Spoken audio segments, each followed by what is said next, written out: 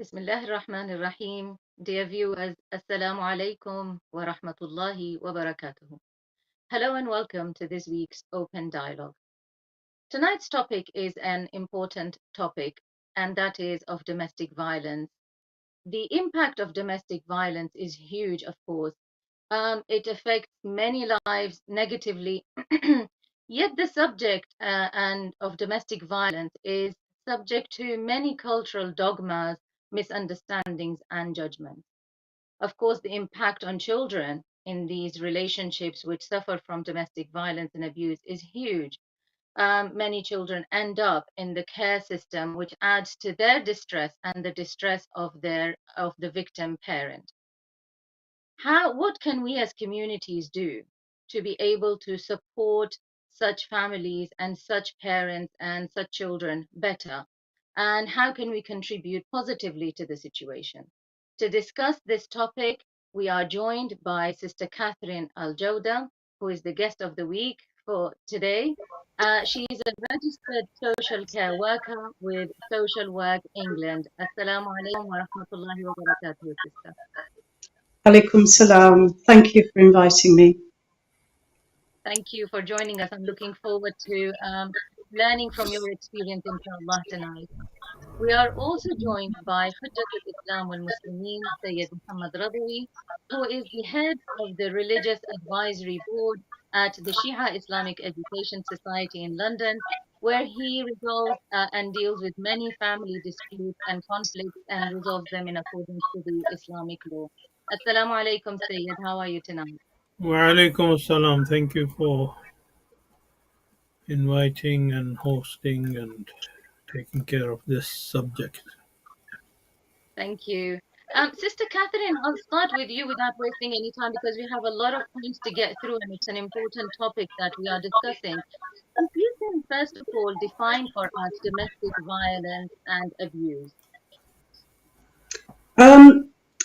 It says domestic violence, which I think most people think of as a rule men hitting women or kicking women or in some way physically harming them. But it can also come in the form of financial abuse, verbal abuse, emotional abuse, coercive. I mean, that's now written into law, is coercion, and sexual abuse. I think anything where one person is being oppressed and denigrated by another in an abusive, toxic, harmful way would nowadays come under domestic abuse. Obviously, things like emotional abuse, it's very difficult to evidence. So generally that's why we only hear about where the physical side of it. But I think there's probably a lot more emotional abuse and financial abuse going on out there that we never hear about. Sure. Thank you. Sayed, of course, we know that domestic violence and abuse occurs across many cultures, across all religions and social statuses. But within Muslims, we have this misunderstanding of the Holy Quran and of Holy Scripture, where that is kind of armed and used in particular against women to prove that they are lesser than a man or they should be obedient to the man. And I'll quote the ayah, actually, the verse in Surah An-Nisa in chapter 4 of the Holy Quran, where it says, men are in charge of women by what Allah has given one over the other and what they spend for maintenance from their wealth. So righteous women are devoutly obedient, guarding in absence with what Allah have them guard. But those from whom you feel arrogant, advise them, then if they persist, forsake them in bed and finally strike them lightly. But if they obey you, seek no means against them. What is the Islamic view really in regards to this issue of violence against a partner? First of all, I have to explain that we, according to Islamic teachings, both Sunni and Shia, believe that uh, all the verses of Holy Quran cannot be taken and interpreted individually only. Parts of Quran explain other parts of Holy Quran. So we cannot just jump to conclusion and pick one verse and start targeting that verse and ignoring all other verses. In some cases, for example, just about this case, this is one verse, but there are so many other verses in Holy Quran in which Allah Subhanahu wa Taala discusses equality and the reason of superiority, and He does not differentiate between men and women. Let me give you an example. إنا خلقناكم من ذكر وأنثى إن أكرمكم عند الله أتقاكم. Surah Hujurat. Allah Subhanahu wa Taala says, "We have created you from men and male and female." So male and female both play extremely important role in human life. We cannot give superiority to one and ignore other one. So when we are doing tafsir of that verse, we should also look at this verse.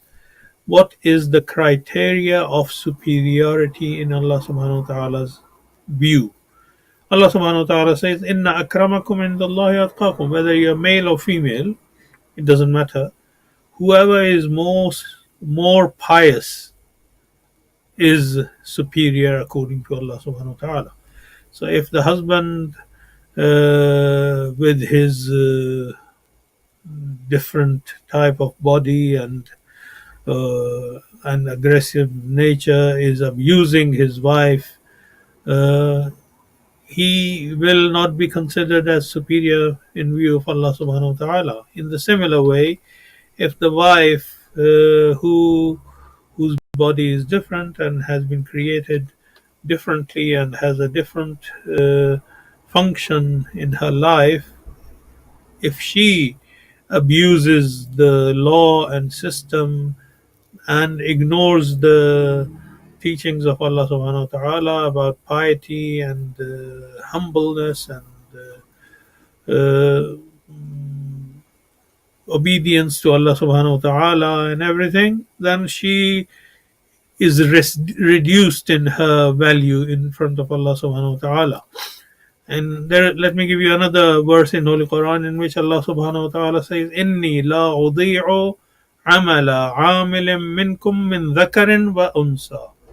I will not waste your actions, whether you are male or female. It doesn't make any difference. So Allah Subhanahu wa Taala, He looks at a male, whether he is doing his responsibility and duty, and is he obedient to Allah Subhanahu wa Taala according to what Allah Subhanahu wa Taala has ordered him to be obedient. For example, his responsibility is to be kind, to be provider, to be not to be harsh on his family and children, and he is responsible for.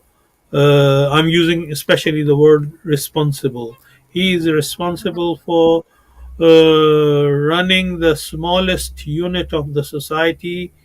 Therefore, his misbehavior in the smallest unit of society will lead into misbehavior in running and leading the greater and bigger unit of society, which is the entire society.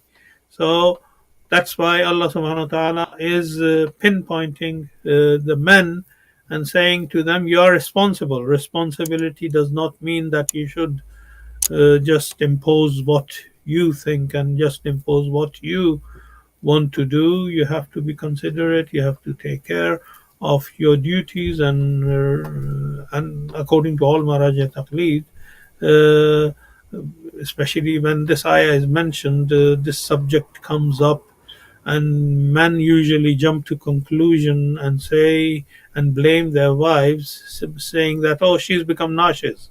according to Ayatollah Sistani, Khamenei, Khomeini, Makarim Shirazi, Wahid Khorasani, all of them, they say nushuz is not only one way. I mean, disobedience is not only one way.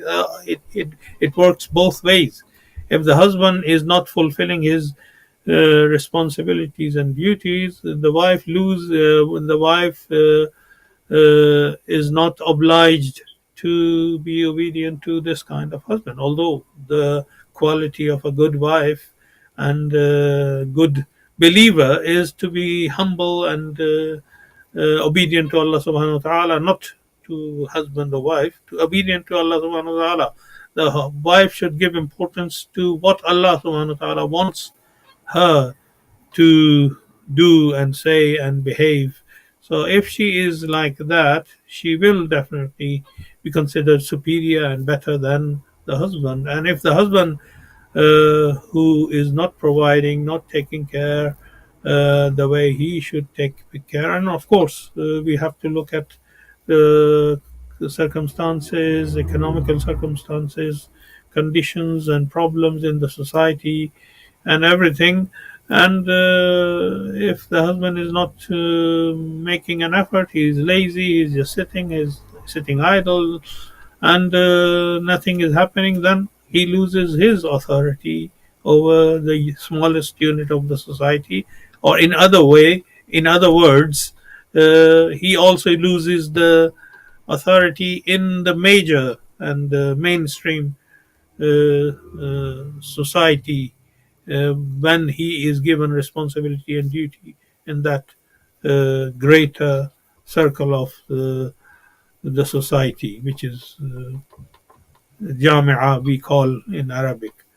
So men have to be very careful in interpreting these verses. There are many other verses in which this equality has been discussed in different way, and we have to use all those verses to interpret the verse which says Ar-Rijalu Qawwamuna 'ala an-Nisa. Mhm. So clearly, the religious text then is misused sometimes in order to suit the situation of the person who is abusing.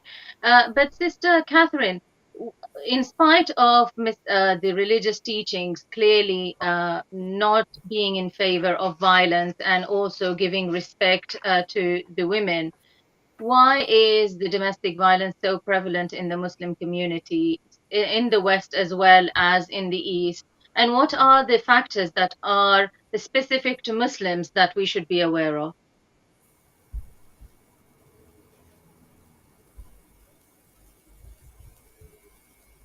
We We've don't lost your have. volume.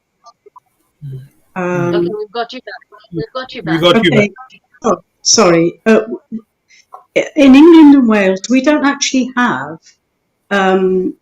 a figure for Muslim women who have been subject to domestic violence, and this is because religion is not is not, the data is not held with the crime survey for England and Wales and the police recorded crime data. So these are the main areas that record. For example, they might record gender, they might record ethnicity, but they don't record religion. So actually, we don't know how many Muslim women are subject to domestic violence that have come forward, bearing in mind probably only a quarter of women who are subject to domestic violence will actually contact the police and will actually tell people.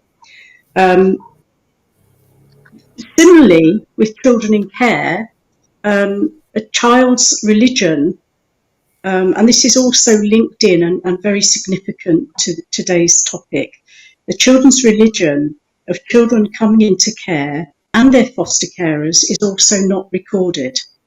And the fostering network and the Muslim fostering agencies have been campaigning for local authorities in Ofsted to make it compulsory for children in care and their foster carers to know what religion, because theoretically children should be matched, And obviously, if they're Muslim children, it would be ideal if they're matched to Muslim foster carers. But that reality also, there's not enough Muslim foster carers. There's lots of reasons for that. So going back to domestic violence at this moment in time, cultural practices, and this often gets muddled by people thinking it's Islamic belief, but often, particularly in, say, South Asian families, domestic violence can be hidden by the husband's family, because quite often the wife will go and live with the husband's family.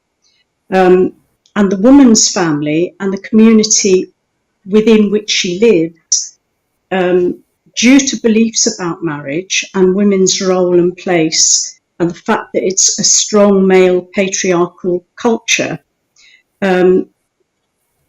they believe the woman should remain in the family no matter what. And quite often, the families themselves will also become abusive to the woman to enforce this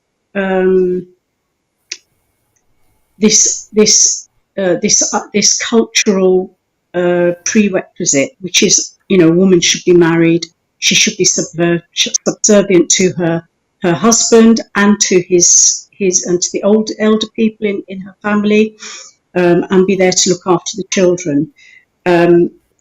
But where she's being abused, quite often this then works against the woman. So she's got it from all angles. She's got it from his family, from her family, and from society around her, that she should be keeping her mouth shut and just submitting to abuse.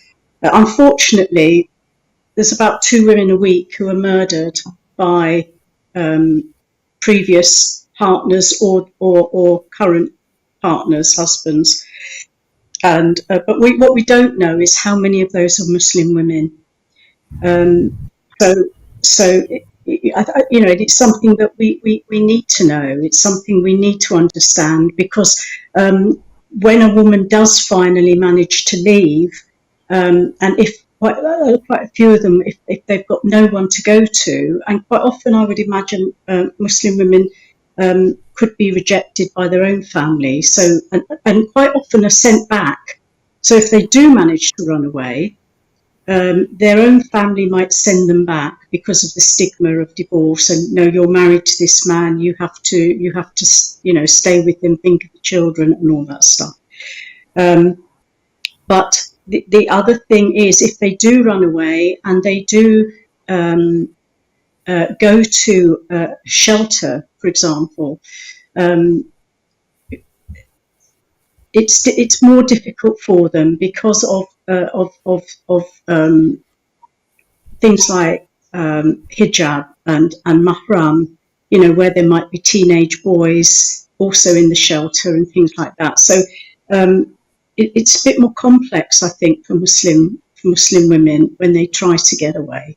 And I think as well that the pressure on them is not just the pressure of finances, of removing the children with nowhere to go. It's not just the normal pressures that women go through and suffer.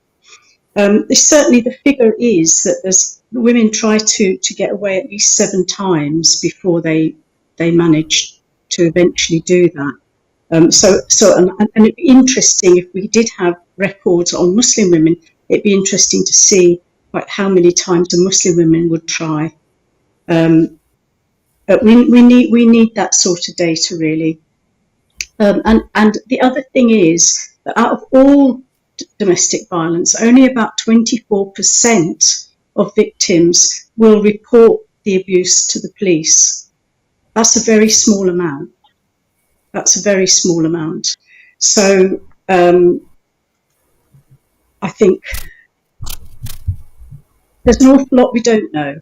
There's an awful lot, especially when it comes to Muslims. I know in the Western society, it's like a folklore that Muslim men are very aggressive and beat their wives, etc., etc. You know, I don't know how we refute that. I'm not sure whether that is the case or not.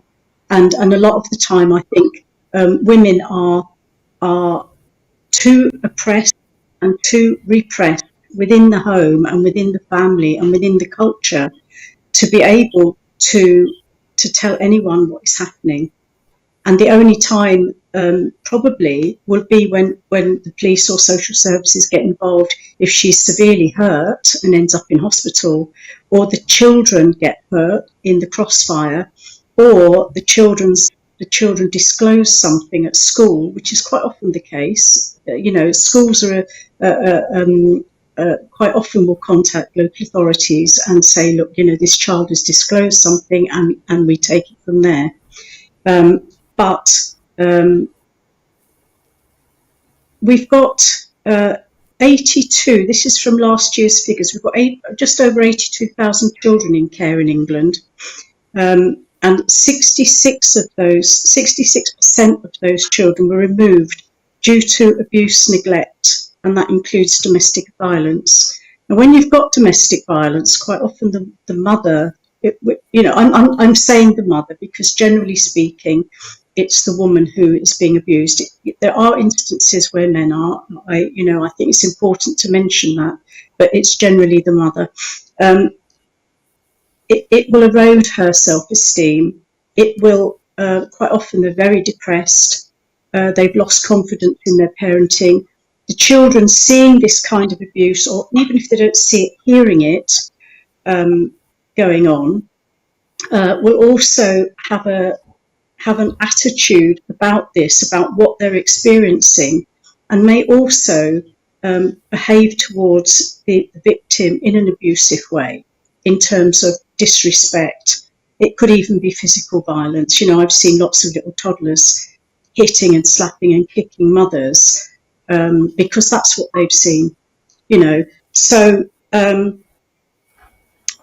66% of children removed is due to this. And certainly my experience, because I work with children in care and have done for many, many years, I'm working with the consequences. I'm working with so many children that have primarily been removed because the mother hasn't protected them by removing the children from the violence. And this is the key issue for, as far as I'm concerned tonight, that I would like people to think about quite clearly, because if you are forcing these women to stay in these violent marriages, ultimately, when the truth comes out, the children will be removed.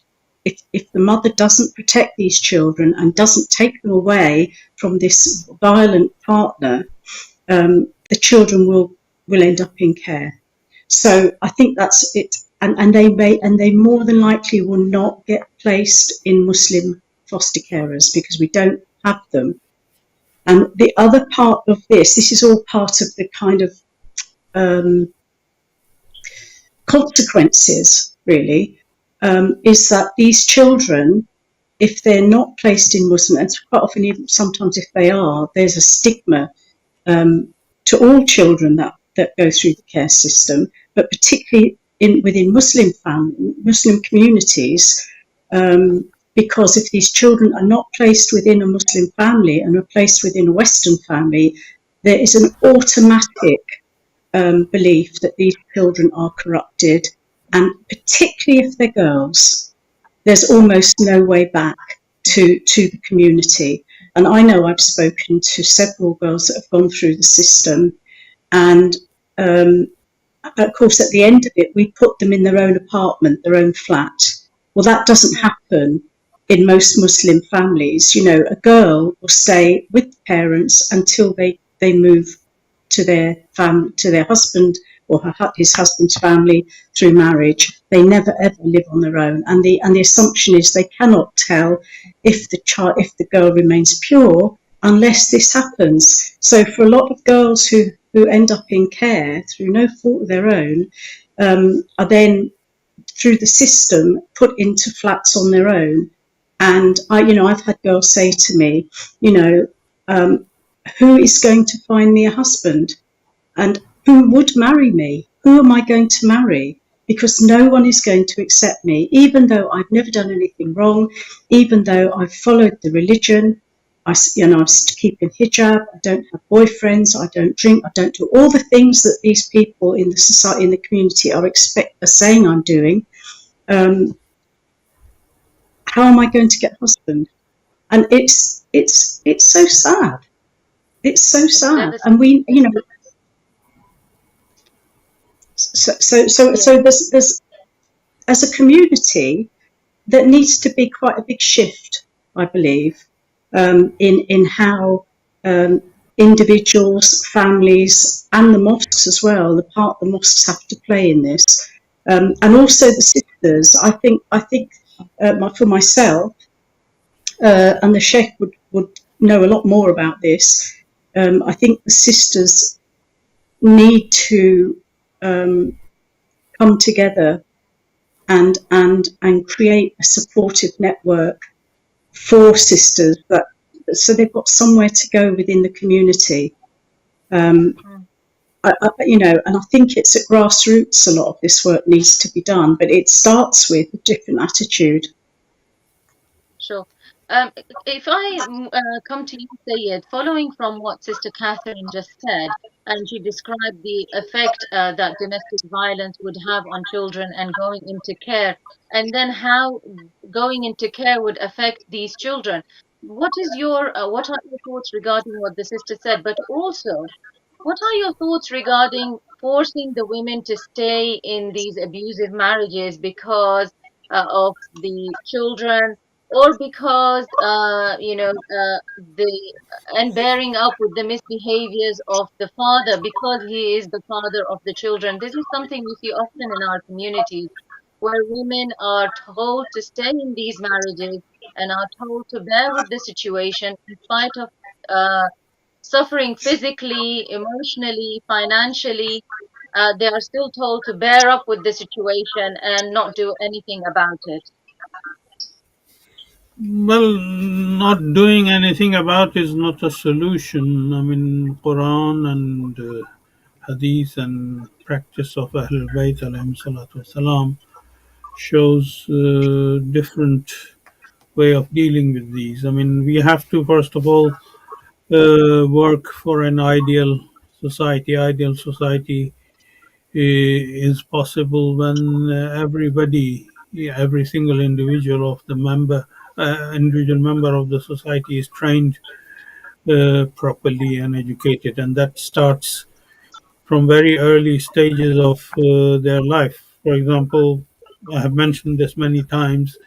From the time you select your spouse, you can decide the future of the family and future of the society, where the different values are considered important. If the values, Islamic values, are respected in the society, then the couple who will choose each other for partner as a husband and wife and establish a family on those principles will produce a healthy family as well. And of course, I mean, everybody has to behave properly, as Allah subhanahu wa ta'ala very clearly in Holy Quran, without any discrimination towards male or female, says, "Man amila salihan min dhakarin aw unsa, wa huwa mu'minun fa ulaika yadkhulun al-jannah yurzaquna fiha bighayri hisab."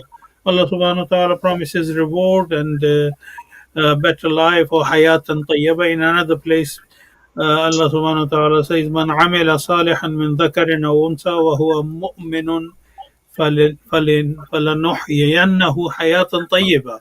The solution for having a hayat tayyiba, I mean good way of living and lifestyle, is to respect each other. And Allah subhanahu wa ta'ala promises good reward for min zakarin or unsa, I mean, whether they are male or female.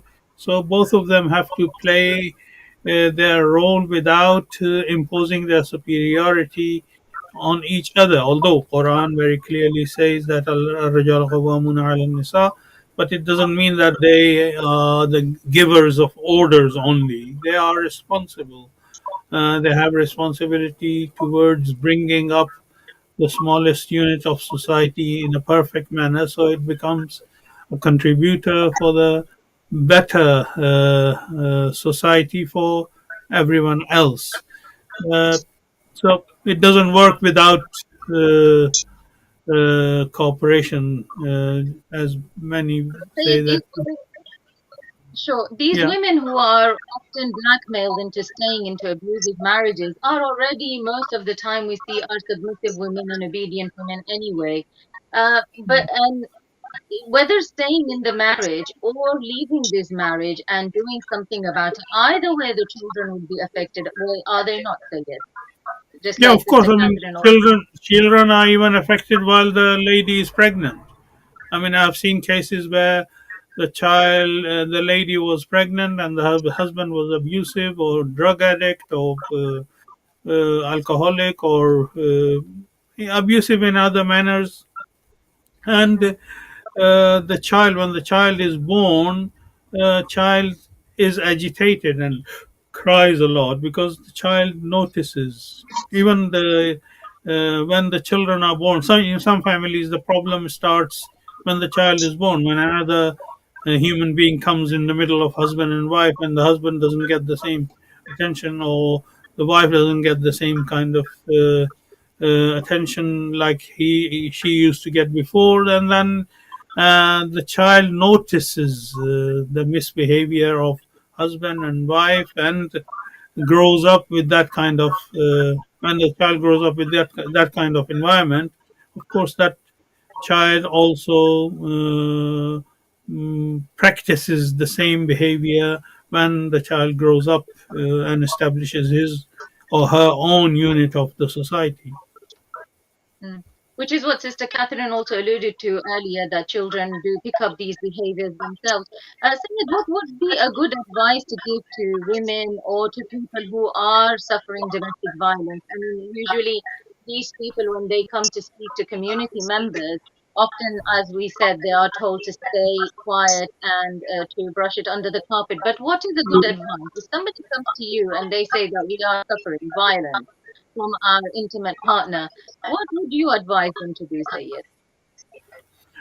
Well, I mean, first of all, I would try to find out the cause of the problem, what is causing, and usually I go back and interview them how they got married, whether they were forced to marry or they were encouraged to marry this person in their life, and then later on I try to also find out if there was abuse in the cases of their own upbringing or not. And in that case, if I discover that there was such thing, then I usually advise them to go for professional counseling to sort out the problem between themselves first, and then also go and sort out the problem that they are causing in their family and children and society. If it is the lady, then she has to sort out herself, and then try to be patient. In some cases, it is not advisable to advise the lady or man to continue in that kind of situation where the abuse is constant and continuous. So, It can lead to a loss of life, of course, and that is very important to take into consideration. as Sure. in Arabic, we say tafahum. Tafahum is very important. I mean, to understand and make yourself understood is extremely important in this kind of uh, situations. Well, domestic violence and abuse cases usually don't have any kind of logic involved in them, do they, Sister Catherine? Yes, Um, and un- it's very unfor- unfor- yeah, unfortunately, no. And it depends on the level of violence because it may be that, well, it's difficult to say, but given the level of violence, it might be the best thing that the mother is encouraged to take the children and go to a refuge immediately and contact the police. However, saying that, it takes a long time for a woman to summon up the courage, because she's browbeaten. You know, her sense of reality is distorted because she's constantly told it's her fault, she deserves it, you know, and etc., etc. So she's not, more than likely, is not actually in the right frame of mind. So it's very difficult for these women to make that move. However, when they do decide to make it, it's probably the most dangerous time for them, because it's at that point where if the partner is murderous, it's where they're going to get killed. So it really needs to be managed by somebody who understands the situation well.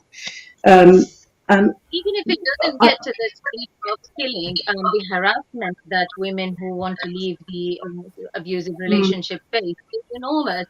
And just as a follow-on question, you also talked about the effect of the children going into care.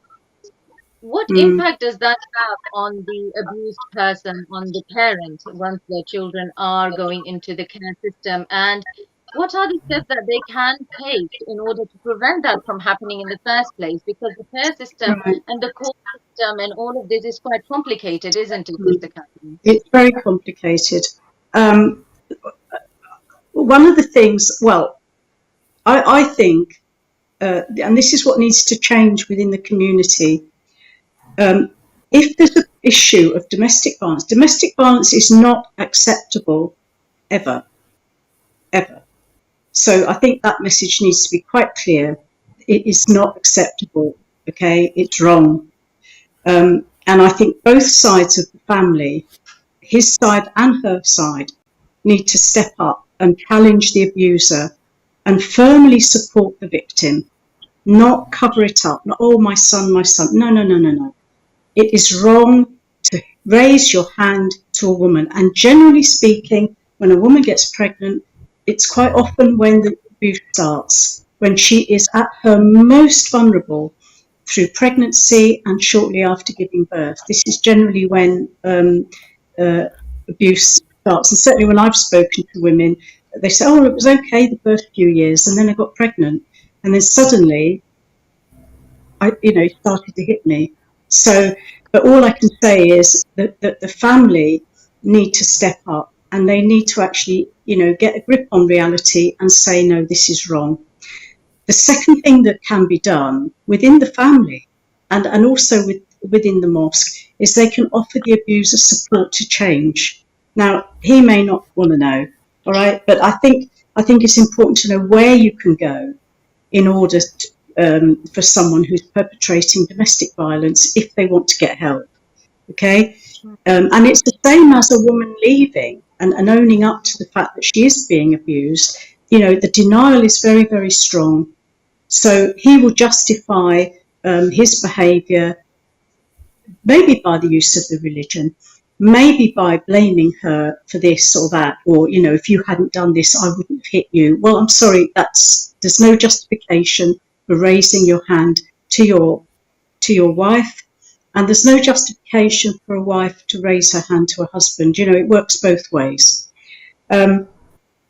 So that these women need support to leave safely with their children to a place where they at least are not at risk of being battered and are not at risk of being killed, and their children are not at risk of inconsistent behaviour, because children need security, they need to feel safe, and their day-to-day, day in, day out needs to be consistent. And when you're living with domestic violence, you're constantly waiting for the door to open and your little antennae is slithering around. What mood is he coming home in? Or even while he's sitting in the chair and he's watching the TV, what mood is it going to change any moment? And you can imagine sitting like that, and you're a small child, and that's where you get these very watchful children. They're very quiet and watchful because they're they're just homing in the whole time. Well, imagine living like that. It's pretty awful.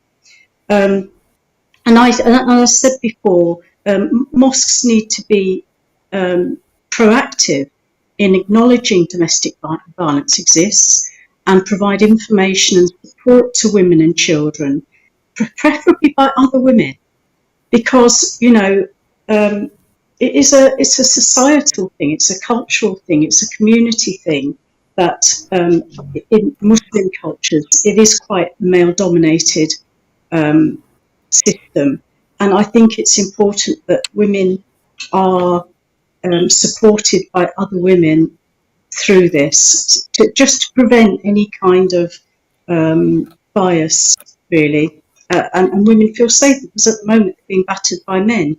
So, so it would make sense to have women supporting them. I just wanted to talk a little bit, if I've got time, about the effect on children. Yes, please. And the effect of domestic violence, of domestic abuse, and so it can be not just slapping and hitting and kicking, it can be shouting and screaming and smashing things and raging, and very aggressive behaviour, which is terribly frightening for children. And even if they say, oh, well, they were in bed, believe you me, these children will hear it. And I've witnessed that, where children have been in bed listening to, and their imaginations work overtime. So they hear a thump and they hear a bang and there's sudden silence. Sorry to cut you off. How does this make children feel in the long run as they grow and become adults? What do they, Right. How does it psychologically impact? Yeah. What you quite often see is you see children that may become anxious or depressed. Quite often they've got sleeping difficulties because they don't feel safe at night, because they're constantly listening for sounds. They'll have nightmares or flashbacks. They're easily startled because of this hypervigilance. They might complain of tummy aches, for example, and may start bedwetting. That's quite common. They might have temper tantrums, which is over and above, like the toddler stuff. It's like behavioural stuff, and problems with school. They may behave like a much younger child than they are, so they regress, and they may become aggressive, or they may internalise their distress and withdraw from people. So they can either be the child that goes around punching and thumping and smashing things, or they become invisible children. And quite often it's invisible children get missed, and they're the ones that probably need the support more than anything. They will have a lower sense of self-worth. And older children may play truant. They may start to use drugs or alcohol, self-harm by taking overdoses or by cutting themselves, or they may have eating disorders. So it can manifest in any of those ways. Children may feel angry, guilty, alone, frightened, powerless, or confused. And their feelings towards the abused parent and the abuser may be ambivalent. So they don't feel they've got to necessarily hate the person who's doing the abusing, and they neither feel that they need to support the person who's being abused. It's a terrible confusion for them, because this is their reality. So they don't actually know what is right in this situation, but they feel a sense of something's not right. But the confusion, how do I explain this? The confusion is that something doesn't feel right, but they don't know what it is. Anyway, so in adulthood, there's a cycle of violence, and this can be continued by the children, although research findings are inconsistent. So it doesn't necessarily mean if you've come from a home where there's been domestic violence, the boy is going to beat his girlfriend or his wife when he grows up. Neither does it mean that a girl who's been in a home of domestic violence is going to be the victim. But it's what they know. So if it's not dealt with in childhood and it's kept in denial, it's like as not you are going to gravitate towards something that feels comfortable to you. And so quite often girls that come from domestic violent backgrounds will meet and marry somebody that is going to bash them or be abusive in one way or another. So Wow. Okay, so Sayed, I'd like to bring you here to now because we're approaching the end of the program as well. But following on from what Sister Catherine said, we of course see many people who have lived terrible childhoods, but they have decided that they will change their lives and not become exactly like what they have seen from a parent, and they completely change and turn around.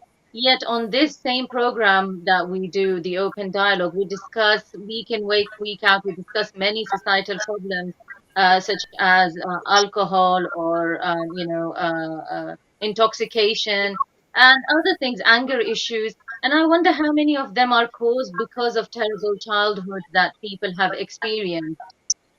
But what is the role of the communities as you see it, Sayed? I mean, we invest a lot in our Imam Bargas, we invest a lot in our Niyaz, yet we are not thinking about how to support these kind of people who are experiencing terrible times in their homes. First of all, we should not expect miracles to solve these problems. The miracle is in our own hands. As Allah subhanahu wa ta'ala in Holy Quran says, in Allah la yughayyiru ma biqawmin hatta yughayyiru ma bi anfusihim. Allah does not change people. People have to decide and decide and identify the problem and decide to change. Of course, Allah's mercy will be there if you take the first step.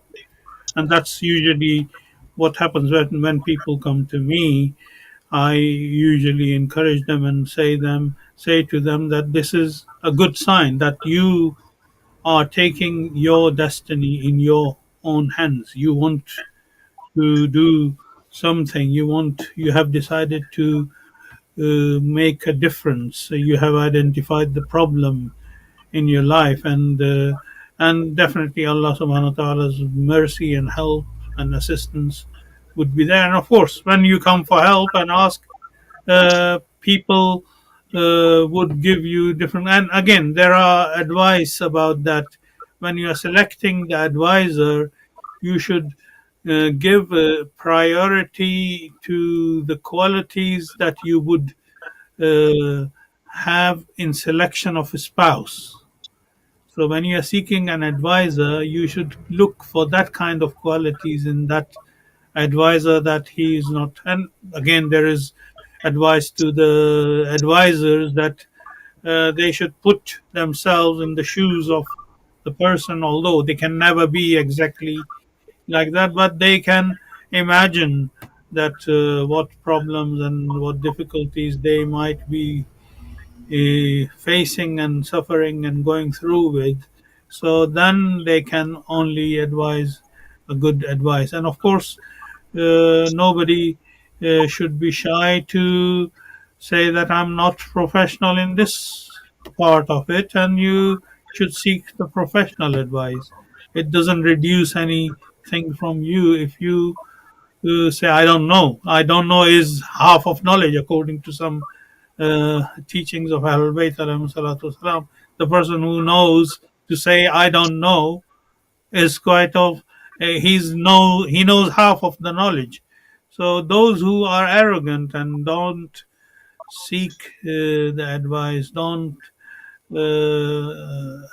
they try to impose their own point of view and will continuously. They are the ones who cause trouble, whether in family or outside family. So we have to be very careful if we are taking this responsibility in our hands, or if these kinds of problems come to us. I suppose once you say, I don't know, you are forced then to search for the answers of what you don't know. Uh, Yeah, this it opens the door for knowledge. It opens the door for awareness, and it opens the door to what Allah Subhanahu wa Taala says. Inna Allah la yughayyiru ma biqawmin hatta yughayyiru ma bi anfusihim. Allah doesn't change unless you ask. When you ask Allah, when you pray, when you seek advice, the help comes. Hmm. Of course, Sister Catherine, when this will be your final comment, please. When people decide or women decide to leave their relationship, how important is it that they do courses in order to learn and to become more aware about the abuse that they are experiencing, and also about better parenting so that they can hold on to their children and not lose them to the care Yeah. system? There is help out there. Specifically for Muslim women, there is the Muslim Women's Network, and they do have a call, like a call center. They have a number that you can phone. So if you Google Muslim Women's Network, you can, if you need to speak to somebody, but they have all kind of different support there to help women for lots of areas, but domestic violence is one of them. There's Women's Aid, which is not a Muslim, it's a generic one. But again, it's very well known. It's a very big organisation and does a huge amount of work for women who are subject to domestic violence and their children. There's Islamic Relief, and in London they have linked with somebody called Advanced Charity, and again they do a lot of work with women and children, and will also be very supportive in matters of domestic violence. There is another one with the Refuge, the National Domestic Abuse. They have a helpline.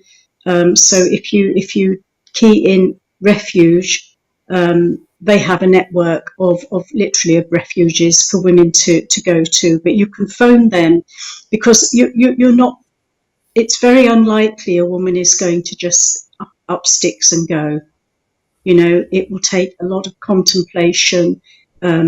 As you were saying, she will need to learn about the situation, realise she's being abused, realise it's not her fault, realise it's actually having an effect on the children, and then bit by bit, hopefully, she will come out. And even if that's go to the doctor and tell the doctor, look, this isn't right, or go to the mosque and speak to one of the sheikhs and say, look, this is what's happening to me, I need help. But tell somebody. Obviously, if she's in immediate danger and she thinks she's going to be killed, or something really awful is going to happen to either her or her children, she needs to phone 999. You know, that she just needs to do that to protect her life or protect the lives of the children.